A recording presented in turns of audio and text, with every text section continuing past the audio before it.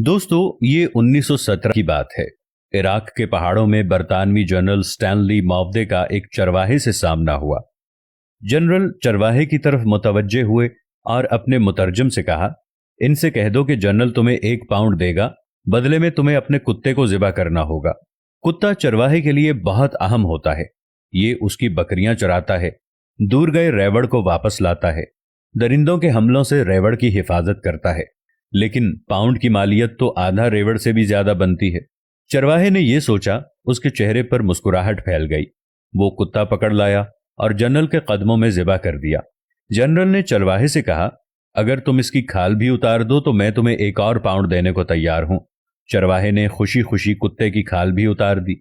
General ने कहा, मैं मजीद 1 और पाउंड देने के लिए तैयार हूं, अगर तुम इसकी बोटियां भी बना दो। चरवाहे ने फारी तौर पर यह ऑफर भी कबूल कर ली। जनरल चरवाहे को 3 पाउंड देकर चलता बना। जनरल चंद कदम आगे गया था कि उसे पीछे से चरवाहे की आवाज सुनाई दी। वो पीछे पीछे आ रहा था और कह रहा था, जनरल, अगर मैं कुत्ते का गोश्त खा लूं, आप मुझे 1 और पाउंड देंगे? जनरल ने इनकार में सर हिला दिया और बोला, मैं सिर्फ तुम्हारी नफ्सियात और औकात देखना चाहता था। तुमने सिर्फ 3 पाउंड के लिए अपने मुहाफिज और दोस्त को ज़िबा कर दिया, इसकी खाल उतार दी, इसके टुकड़े किए, और चौथे पाउंड के लिए इसे खाने के लिए भी तैयार हो। और यही चीज मुझे नहीं चाहिए। फिर जनरल अपने साथियों से मुखातिब हुआ और कहने लगा, इस कौम के लोगों की सोचें ये हैं, लिहाजा तुम्हें इनसे खौफजदा होने की जरूरत नहीं है। आज यही हाल मुस्लिम मुल्कों और मुआशरों का है। अपनी छोटी सी मसलहत और जरूरत के लिए अपनी सबसे कीमती और अहम चीज का सौदा कर देते हैं।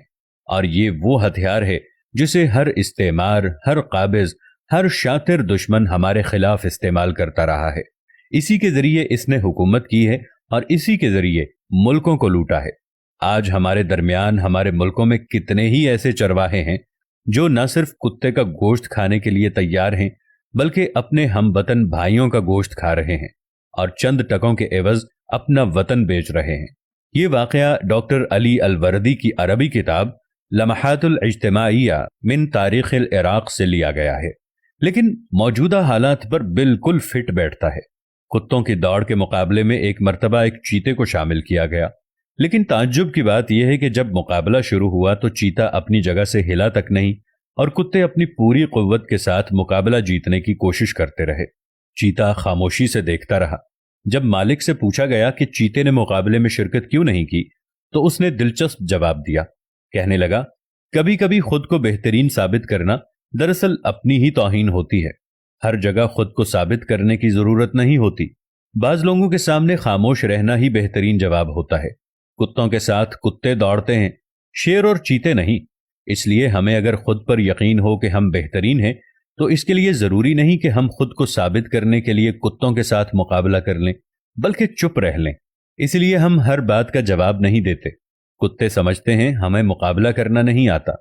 इस वाकये की दुम यह है कि हमेशा चीते वाली सोच रखें, वरना कुत्ते हमेशा परेशान करते रहेंगे।